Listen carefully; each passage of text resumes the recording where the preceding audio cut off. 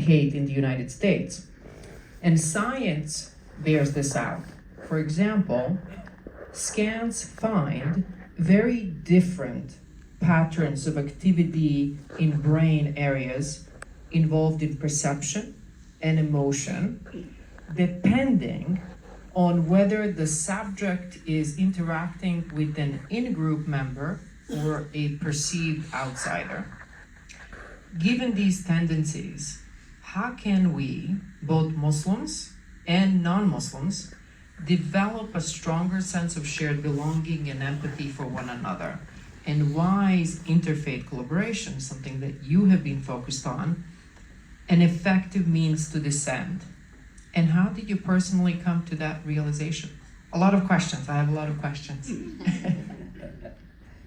Thank you so very much for such a gracious introduction. And I would like to thank also my Consul General of Indonesia, Turkey, and Pakistan. Such an honor for me to join this extraordinary panelists. And I'm proud to, maybe for the first time, to represent my native country, Indonesia, in this type of occasion. I'm an American Indonesian. So let me begin by saying that there are two things that we need to underline before coming to that point. Number one, I wanted to say that Islam for a long time had been unfortunately treated unfairly in many ways. The United States, our home here, has what's so-called, and the position is ambassadorial level actually, called U.S. Commission on International Religious Freedom. But when it comes to the reality, it does mean only to take care of non-American majority, particularly the Muslims. We are talking about they're criticizing Pakistan, criticizing Indonesia and other countries. But never have we found here in this country that this particular department within the US the State Department had evaluated the discrimination against the Muslims in America or in Europe as well. So this is a mistreatment of Islam, to be honest here. Secondly, every time that you find the followers of Islam commit wrongdoings and evils, Islam is directly to be victimized, taken as a sources. And oftentimes my Pakistani brothers have been criticized a lot about the mistreatment of the minority Christian in Pakistan, on some occasion also Indonesia. But never we found that these people have talked about the mistreatment of the Muslims in the West, in Europe, and also here in the United States.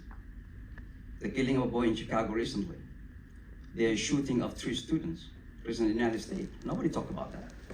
Where is U.S. Commission on International Religious Freedom? I just wanted to say that Islam has been mistreated for a long time. Secondly, Islamophobia is not a new one. If you talk historically, Islam emerged in Arabia in the presence of 2 superpowers at that time, Romans and Persia. And as Islam emerged, the fear and if you may say the hatred against Islam started actually. And then Islam came to power in Spain for many centuries, and it ended at Inquisition. But later on, with all discussions surrounding about Ottoman Empire in Europe particularly, there's a lot of things to say here. Just before the pandemic, I was invited to speak to 9 countries in Europe, including in Vienna University actually. I spoke there under the sponsorship of the Indonesian embassy.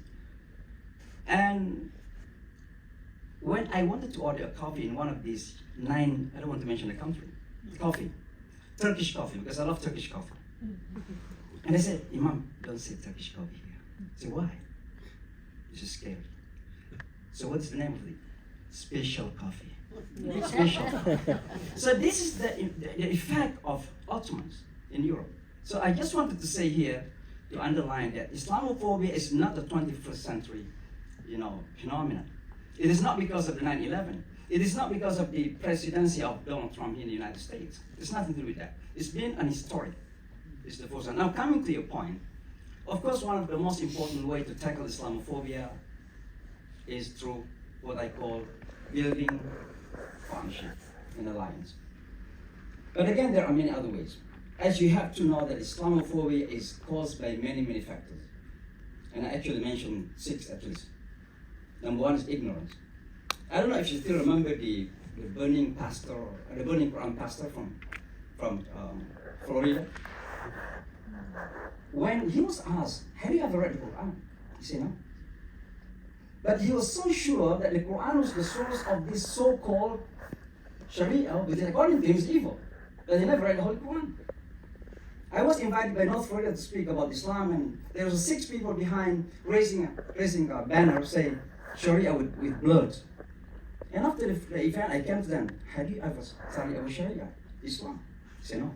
How did you come to that conclusion? Sharia means blood, killings. That is the type of people, ignorant, but they assume, they pretend to know.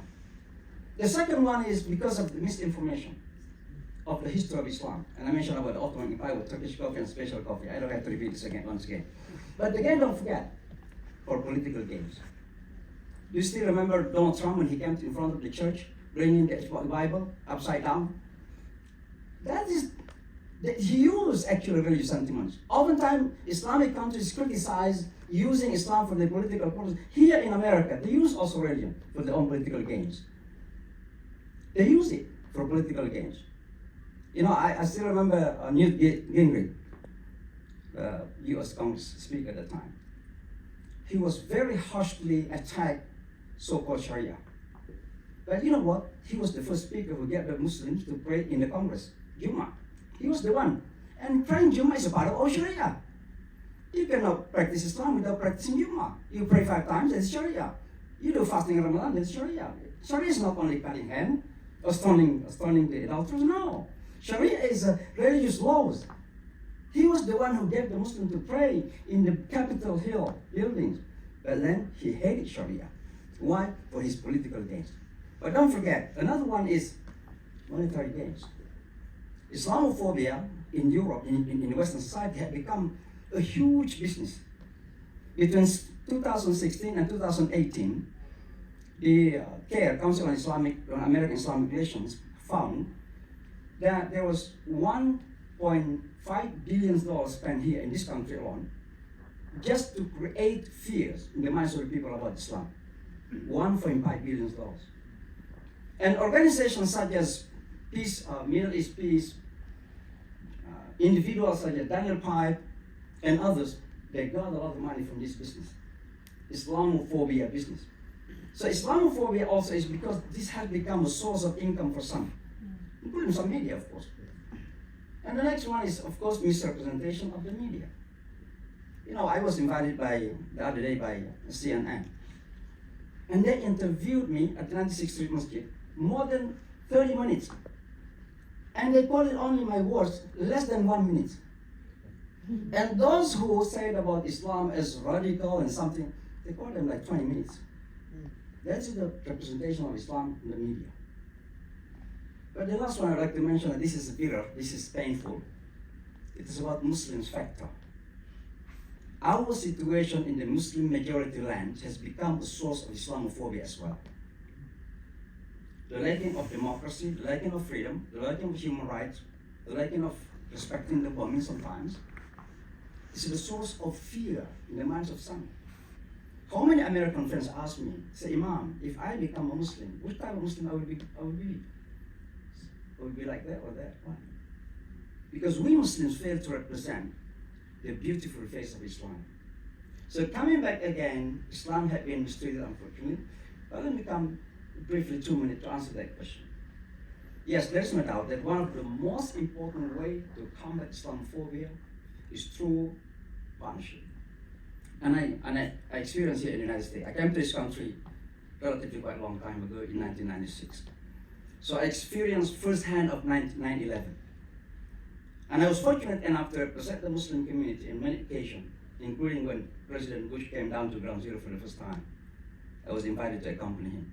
I don't know if fortunately or unfortunately. So I was there just 5 meters when he said, they will hear us. And I asked my friend, one of the imams, only 2 imams in Cairo, Imam, what does it mean? He said, there's a war declaration. And not long time after that, he attacked Afghanistan. So since then, I realized that it's impossible for me to fight against hatred misunderstanding, and phobia towards Islam without the helping of my friends. So I reached them out. I built partnership with Christian friends. I have some Indonesian Christian leaders here. We have connection with Hindus, with Buddhists, even with our Jewish friends. And you read my book. I said, Professor, you read my book. A book that I wrote about Muslim-Jewish relations, Sons of Abraham. I don't mean to promote my book.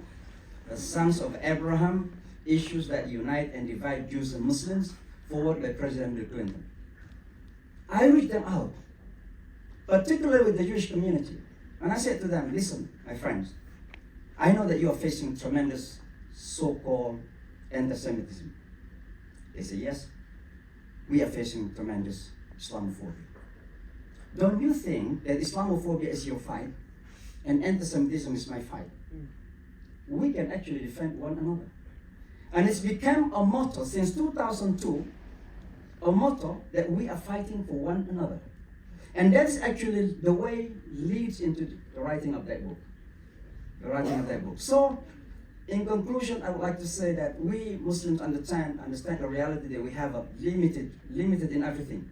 Limited resources, no money, no media in our hands, no political power in our hands. And we need our friends to help us in combating Islamophobia. And that's one of the reasons that we build coalition and partnership with other faiths.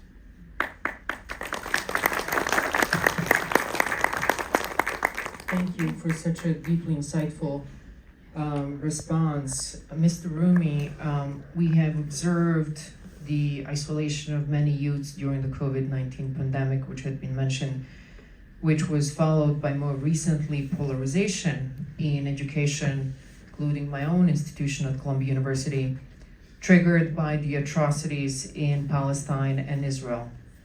As a result, numerous organizations, from the Council on American Islamic Relations to in the US to the UK's anti-Islamophobia organization Tell Mama, have documented multi-fold increases in the incidence of anti-Muslim racism. What are, in your view, some of the most dangerous manifestations of Islamophobia we face in today's world? Well, thank you very much. And first of all, my gratitude to all three consul generals for giving me this opportunity to be in the company of such exceptional scholars. I think some of part of this answer, this question has already been addressed by our panelists, but let me just kind of emphasize on some of the remarks that were made earlier on the definition of Islamophobia and its prognosis and historical origins. I think it is largely a political project in the world that we live in. It's whether we call it ideological or whatever it's historical. You talked about the medieval history, and even before that. I think the Islamophobia that we are witnessing is very much rooted in the contemporary global order and the way imbalance of power is distributed across the world. So I think before I go on to the manifestations, I would like to make a point on, the Imam mentioned Islamophobia in the US, where we are. So I'll start from there. I think the spike or the intensity of prejudice, fear, harassment, fear of Muslims came in the wake of 9/11 attacks. Unfortunate and tragic as they were, they became a major impetus globally in the United States as well as Europe in sort of underwriting a large military project. And given the domestic politics and power relations within the US, the military-industrial complex, as President Eisenhower called that system, found it the most opportune way of putting in state resources into war projects across the globe. So thus far, in 20 years or so, according to the Brown University Costs of War project, the United States has spent more than $8 trillion in 2 decades on the global warfare. But be it Afghanistan, be it Iraq, Syria, Libya, you name it, resulting in almost 3 to 4 million deaths across these places of mostly civilians, mostly non-combatants, serious war crimes, which remain unfortunately unchecked, unpunished, because sometimes they had some sanction or a dubious sanction of either the UN or the way the media systems operate, they keep on. So part of this is rise in Islamophobia is also linked to the mechanics of the military-industrial complex. And I think part of the funding that Imam mentioned, about $1 billion plus into hate organizations. I mean, there's also a report by Berkeley, just in 4 years, I think from 2016 to 2020, more than $25 million were poured into 33 hate organizations tasked with the mission to spread hatred for Muslims and otherizing of Muslim populations, both in the European and American context, but also globally, because that kind of provides a justification of the war machinery that we have seen in operation. And I think that is perhaps the economic underpinnings of this large Islamophobic industrial complex, if I may call it that. Now, what are its manifestations we are seeing? Well, I mean, if I go over regionally, I mean, we know what has happened in the US. So CARE again has documented that since October 7, they received about 3,000 or more than 3,000 complaints of Islamophobic